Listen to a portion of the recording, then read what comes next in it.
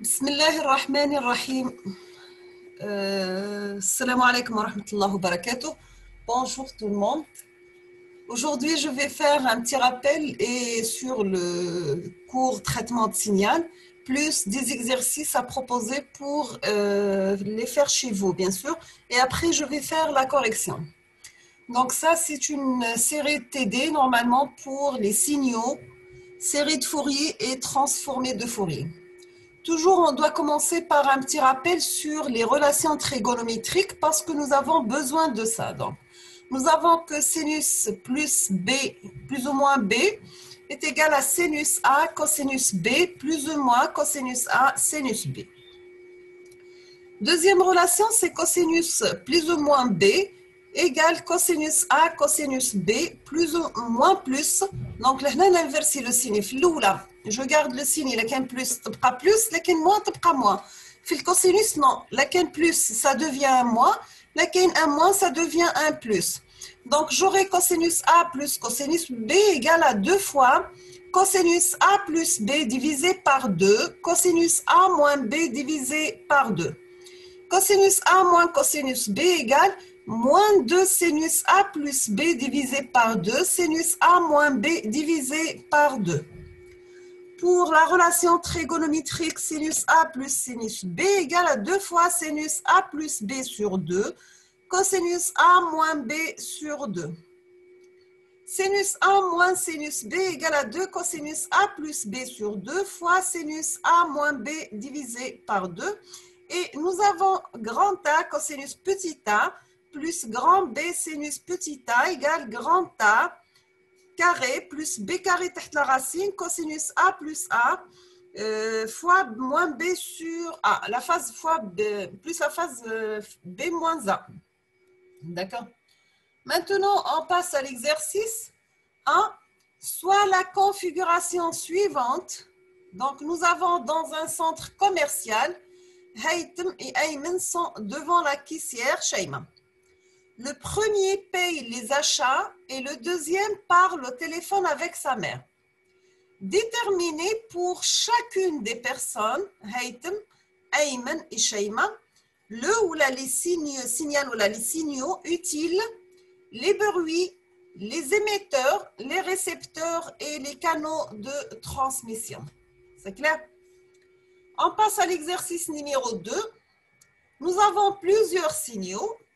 On vous demande de classer les phénoménologiquement et morphologiquement les signaux suivants. Donc, nous avons le premier signal, c'est un signal de sinus cardinal. Deuxième signal, c'est un signal discret. Troisième, c'est discret. Quatrième, c'est un signal de la parole. Ici, nous avons la modulation, cinquième signal, c'est la modulation en amplitude. Ici, nous avons un signal rectangulaire sous forme d'échelle descendante. Ici, nous avons un signal sous forme de rectangulaire. Et ici, nous avons un signal sous forme de spectre.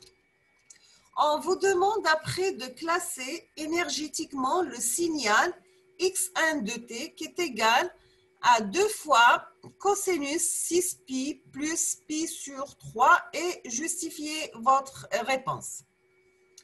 Maintenant, on passe à l'exercice numéro 3. Soit les signaux suivants. Nous avons x1 égale moins 1 plus 3 cosinus 1 sur 6 fois pi moins pi sur 4 plus 2 sinus 1 demi de pi plus pi sur 3 moins cosinus de pi et de x2 de t égale 1 plus cosinus de pi plus pi sur 6 cosinus cp. On vous demande premièrement quelle est la période, deuxièmement quelle est la fréquence, troisièmement la pulsation de chacun des signaux. Deuxièmement, donnez la moyenne et les fréquences des harmoniques présentes dans chacun des signaux. Troisièmement, y a-t-il un déphasage entre le signal x1 et x2? Si oui, quelle est la valeur de ce déphasage? Quatrièmement, réécrire x1 de t sous la forme de x1 de t égale a0 plus la somme de k variable 1 jusqu'à n de ak cosinus de pi f0t plus phi k. Et déterminer phi0, a0, n, ak et phi k. Déduire les coefficients complexes de la série de Fourier de x1 de t. Cinquièmement, utiliser les formules d'Euler pour écrire x2 de t sous forme complexe. Déduire les coefficients complexes de la série de Fourier de x2 de t. Sixièmement, dessiner les spectres unilatéraux de x1 de t et bilatéraux de x2 de t et comparer les fréquences avec la question numéro 2.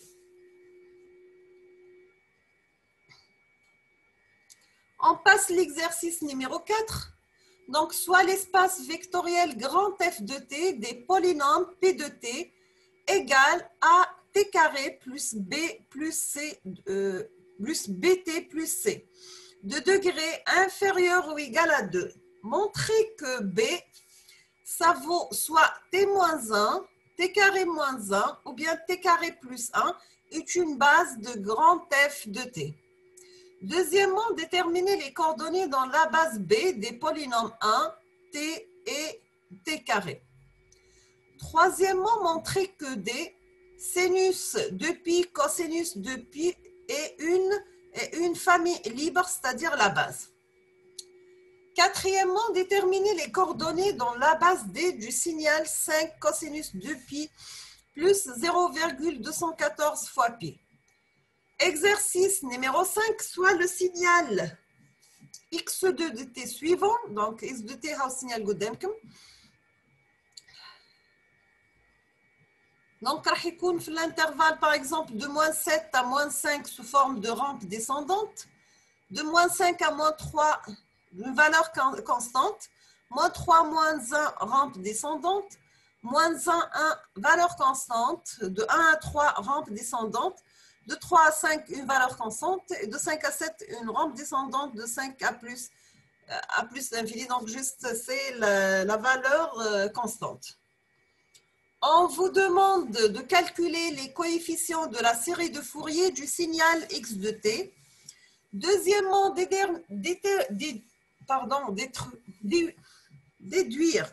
déduire la forme cosinus et la forme complexe et tracer le spectre unilatéral.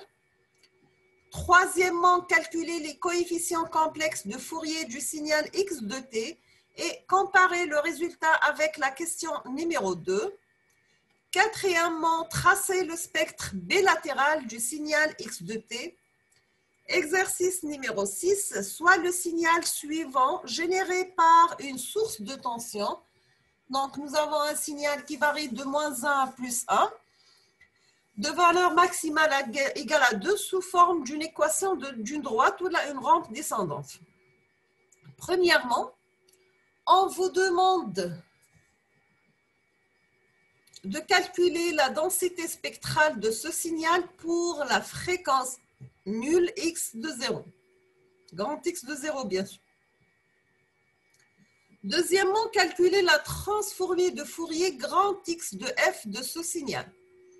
Troisièmement, déduire la transformée de Fourier R2 de f, c'est la transformée de Fourier de x de t, sachant que la dérivée de x de t par rapport à t est égale à 2 fois Dirac de t plus 1 moins rect de période t de t.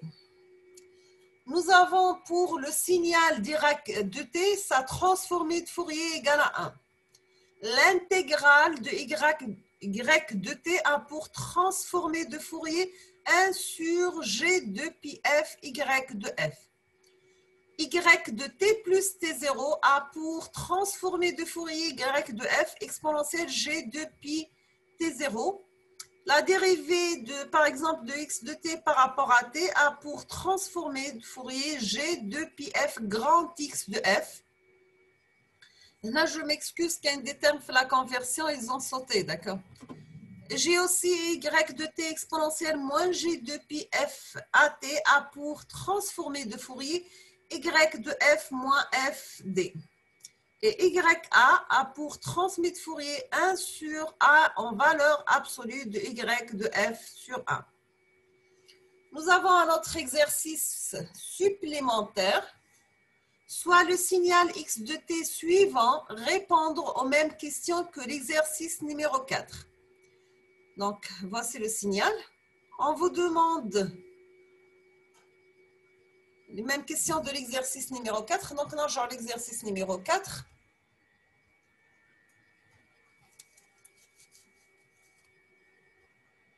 Et vous reprenez les questions. Après, on passe à l'exercice numéro 5. Soit le signal x de t suivant, donc ce signal dans cette figure, qui est égal à la valeur absolue plus 2 pour l'intervalle moins 0,5 jusqu'à 0, égal à 1, 0 jusqu'à 0,5. On vous demande de calculer la transformée de Fourier grand X de f de ce signal. Deuxièmement, déduire la transformée de Fourier. Et troisièmement, nous avons UF, c'est la transformée de Fourier de U de t, c'est X de t est égal 2 fois U de t plus 0,5 moins U de t moins U de t moins 0,5. D'accord? Donc, je vous laisse un petit peu le temps de réfléchir sur la solution de ces exercices. Après, on passe à la correction.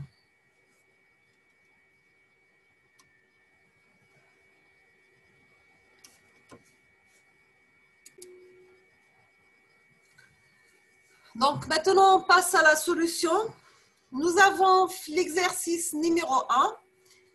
L'exercice, la supérette, donc j'ai le signal utile et bruit, expliquer le fonctionnement du sonore dans chaque cas. Donc, nous avons les signaux utiles sont l'image et le son du film émis par le portable du personne numéro 1.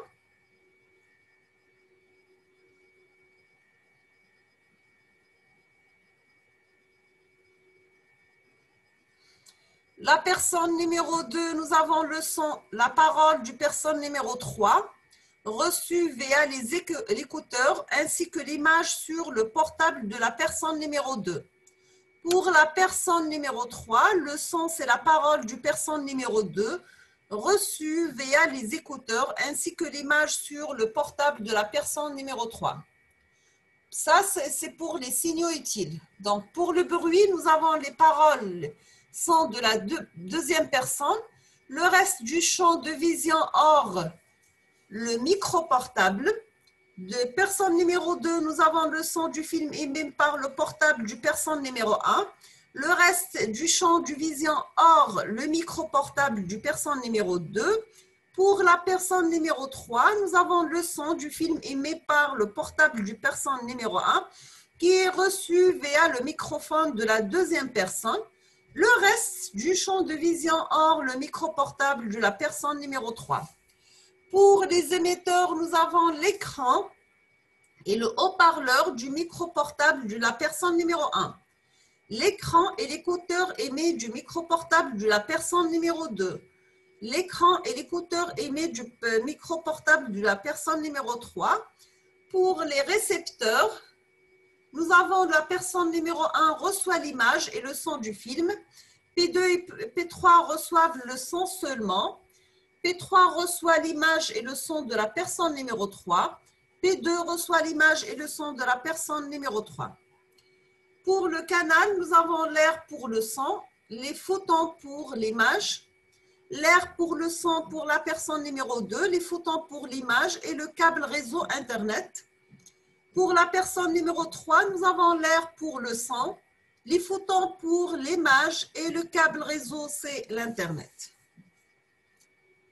Maintenant, on passe à l'exercice numéro 2, c'est la classification des signaux, l'enveloppe et tracer les signaux.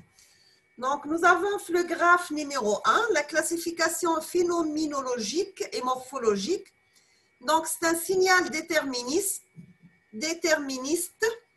pseudo-périodique et les analogiques. Graphe numéro 2, ici, donc c'est un signal déterministe non périodique et discret. Troisième figure, c'est un signal déterministe ou aléatoire, non périodique et il est numérique. Pour ce graphe de modulation en amplitude, c'est un signal déterministe, périodique et analogique.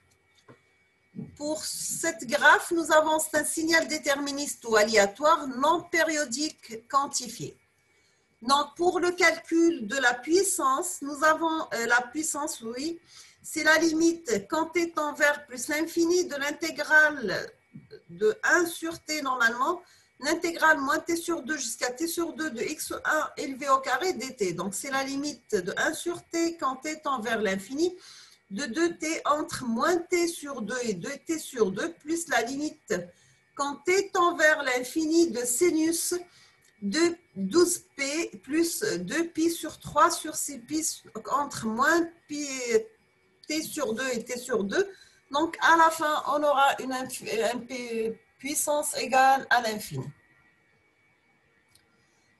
Donc, pour l'exercice numéro 3, soit le signal suivant x de t qui est égal à moins 1 plus 2 cosinus 2 sur 3 pi t moins pi sur 3 plus 4 sinus pi t plus pi sur 3 moins 6 cosinus 4 pi t.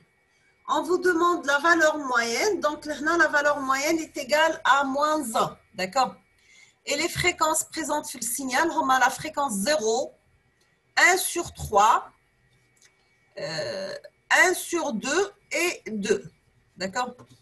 Nous avons 3 périodes signal T1 qui est égal à 3, T2 égale à 2 et T3 égale à 1,5. Donc, la période T0, donc c'est la plus grande valeur parmi la période 1 et 3, 2 et 3. Donc, parmi 3, 2 et 1,5. Donc, c'est 6. Donc, c'est la... Pour le F0, donc c'est 1 sur T. Donc, ça sera 1 sur 6. Nous avons le signal x de t, c'est un signal périodique de fréquence égal à f0 qui est égal à 1 sur t qui est égal à 1 sur 6. Donc, x de t égale moins 1 plus 2 cosinus 2 sur 3 pi t moins pi sur 4 plus 4 sinus pi t plus pi sur 3 moins 6 cosinus 4 pi t. Si on va utiliser la formule d'Euler, donc nous avons cosinus a égale exponentielle ga plus exponentielle moins ga sur 2. Et sinus A égale exponentielle GA moins exponentielle moins GA sur 2G. On trouve que x de t, elle est de cette forme. Donc, c'est 3 exponentielle moins Gpi, exponentielle moins G de pi fois 12 fois 1 sur 6t, plus 2 exponentielle Gp sur 6, exponentielle moins G fois 2pi fois 3 fois 1 sur 6, plus exponentielle g fois pi sur 4, exponentielle moins g de pi fois 2 fois 1 sur 6, plus exponentielle gpi plus exponentielle moins gpi sur 4, exponentielle g de pi fois 2 fois 1 sur 6, plus 2 exponentielle moins g fois pi sur 6, exponentielle g de pi fois 3 fois 1 sur 6, plus 3 exponentielle gpi exponentielle g de pi fois 12 fois 1 sur 6p. Donc maintenant, si on va voir x de moins 12 égale à 3 exponentielle moins gpi, x de moins 3 égale à 2 exponentielle gpi sur 6, x de moins 2 égale à exponentielle gp sur 4, x de 0 égale à moins 1 égale à exponentielle gpi, x de 2 égale à exponentielle moins gp sur 4, x de 3 égale à 2 exponentielle moins gp sur 6, x de 12 égale à 3 exponentielle gp. Donc, pour n égale à 12, nous avons a0 égale à grand x de 0 égale à moins 1, sachant que a, c'est 2 fois la valeur absolue de x de k et la phase phi k, c'est l'argument de x de k pour k supérieur à 0. Donc, nous avons pour a2, c'est 2 fois x2, donc est égal à 2. Phi 2, c'est l'argument de x2, donc égal à moins pi sur 4. A3, c'est 4. Phi 3, c'est moins pi sur 6. A12 égale à 1. Phi 12 égale à pi. AI égale à phi I égale à 0 ailleurs. Maintenant, qu'on rejoint la forme tal cosinus, donc tout l'île, c'est x de t égale à moins 1 plus 2 cosinus 2 sur 3 fois pi t moins p sur 4 plus 4 sinus pi t plus pi sur 3 moins 6 cosinus 4 pi t égale à 0 plus la somme de k variable 1 jusqu'à n de AK cosinus 2 pi k f0t plus phi k. Donc, on remplace chaque valeur la valeur taha. Donc, j'aurai x de t égale à moins 1 plus 2 cosinus 2 pi fois 2 fois 1 sur 6t moins pi sur 4 plus 4 cosinus 2 pi fois 3 fois 1 sur 6 fois t moins pi sur 6 plus 6 cosinus 2 pi fois 12 fois 1 sur 6t plus pi. D'accord? Donc, on obtient f0 égale à 1 sur 6, n égale à 12, a0 égale à moins 1, a2 égale à 2, phi 2 égale à moins pi sur 4, a3 égale à 4, phi 3 égale à moins pi sur 6, a12 égale à 1, phi 12 égale à pi, ai égale à phi, i égale à 0 ailleurs. Donc, on va tracer le spectre unilatéral d'amplitude de phase pour le signal x de 1. Donc, le spectre pour les valeurs AK, A0, A2, A3, A12, etc. Et pour la phase. Donc, nous avons le spectre bilatéral d'amplitude et de phase. C'est le graphe suivant. Pour la valeur de x de k, c'est cette valeur. Les phi k, bien sûr. D'accord? Maintenant, on va passer l'exercice numéro 5. Nous avons un signal sous cette forme. Donc, le signal est périodique de période T0 égale à 4. Donc, on dit F0 qui est égal à 1 sur 4 est égal à 0,25. La forme mathématique sur une période de x de t est égal x de t égale à 1 ou x pour t compris entre moins 1 et 1. X de t égale à t moins 1, la décroissance de cette droite descendante, entre t compris entre 1 et 3, ainsi de suite. Donc, nous avons A0 sur 2 égale à 1 sur T0, l'intégrale, moins T sur 2 jusqu'à T sur 2 de x de T dt égale à 1. Ou bien la deuxième méthode, c'est que A0 sur 2, c'est la surface divisée par T0. On a calcul d'intégrale, voire calcul de surface. Donc, tout est 2 fois 1 plus 2 fois 2 sur 2 sur 4, le tout, donc tout est égal à 1. Donc, automatiquement, A0 égale à 2. Pour les AK, c'est 2 sur T0, l'intégrale entre moins T sur 2 jusqu'à T sur 2 de x de T, cosinus de pi k f0t dt qui est égal à 0. Donc, quand on dit AK est égal à 0, donc on doit calculer les BK. Les BK par formule, c'est 2 sur grand T. L'intégrale moins T sur 2 jusqu'à T sur 2 de x de T sinus de pi k f0t qui est égal à moins 2 cosinus pi k sur 2 sur pi k plus 4 sinus pi k sur 2 sur pk le tout au carré. Donc, j'ai x de t égale 1 plus la somme pour k variable 1 jusqu'à plus l'infini de ak cosinus de pi k f0t plus bk sinus de pi k f0t. Donc, نعوضوا les valeurs تاعنا القيم تاع الak و الbk. الak nul تروح.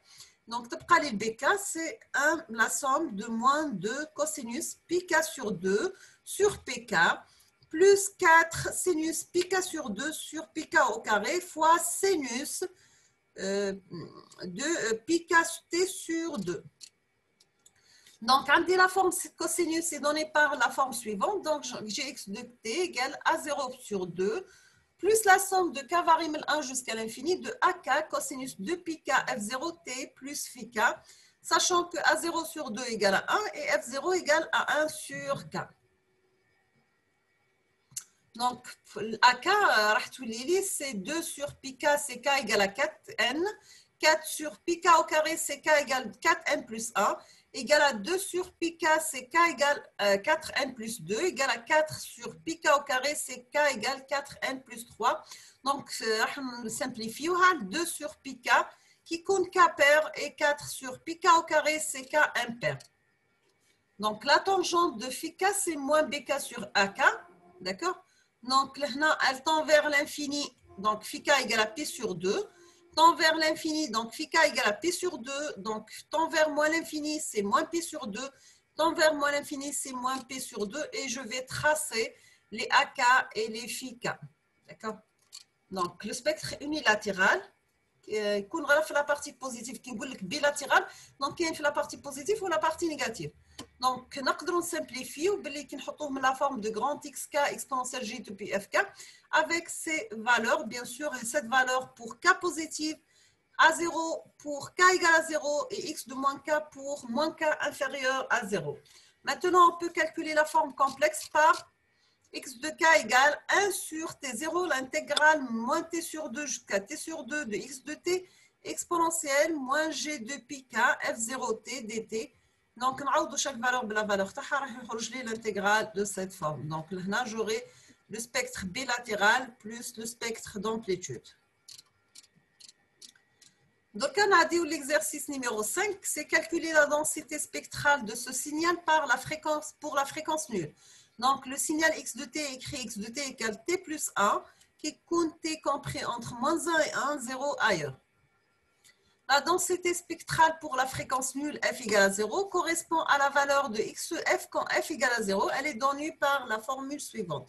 Donc, j'ai grand X de f égale, c'est l'intégrale de moins l'infini à plus l'infini de x de t exponentielle moins g de pi ft dt.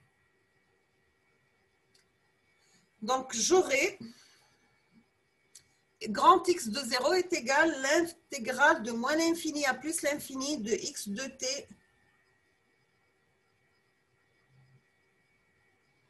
égale à 2. Maintenant, on va passer au calcul de la transformée de la place.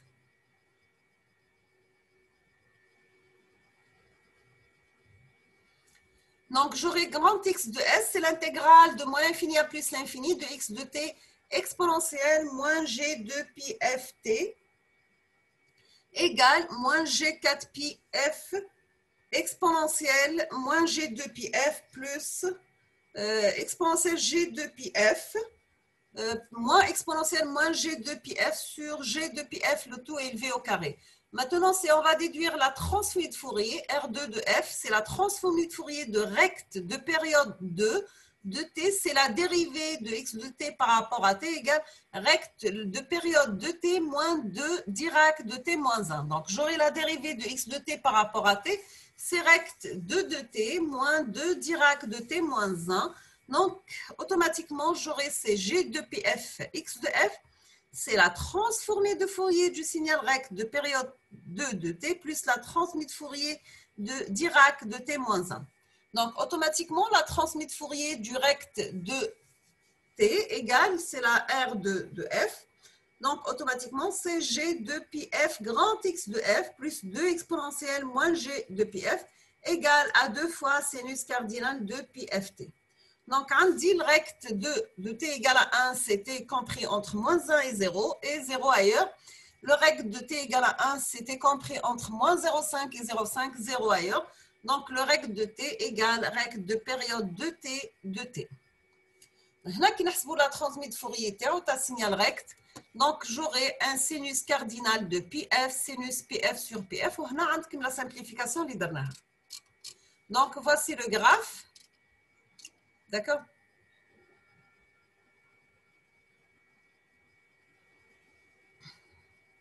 Maintenant, j'ai un autre exercice. L'exercice, x de t, on dit un circuit LRC. Donc, j'ai un circuit, le bobine, résistance condensateur, on dit un signal d'entrée x de t, c'est VE de t. Le signal de sortie Vs égale à Y de t. La résistance 50 ohms, condensateur 100 microfarad, la bobine c'est 40 microfarad. Écrire sous forme d'équation différentielle Y de t en fonction de X de t, est-ce qu'il est linéaire ou non? Donc, qui n'applique la loi de Kirchhoff, donc un X de t, c'est L, la dérivée de I de t par rapport à t. Donc, est égal à R I de t plus 1 sur C, l'intégrale 0 t de I de t dt. Sachant que Y de t, c'est 1 sur C, l'intégrale 0 t de I de t dt. Donc, j'aurai le courant, c'est la dérivée du signal de sortie par rapport au temps. Donc, j'aurai l'équation différentielle de cette forme. Après, donc, je vais appliquer l'application numérique. J'aurai les valeurs suivantes. Donc, j'aurai le rapport A1 égale à 1250, A0 égale à 25 par 10 puissance moins 4. Maintenant, donner la réponse indicielle S1, c'est X1 est un échelon. Donc, on dit YH, c'est une solution homogène, elle est de cette forme. Donc, on a des valeurs de A0 à 1. YP, c'est la solution particulière. Donc, j'aurai Y0, Y, point de 0 égale à 0. Donc, automatiquement, K1 égale à moins 4 sur 3. K2 égale à 1 sur 3. Maintenant, si on va passer la transmise Fourier du signal, donc j'aurai la forme suivante. La deuxième méthode, bien sûr, c'est la seule des impédances et diviseurs de tension.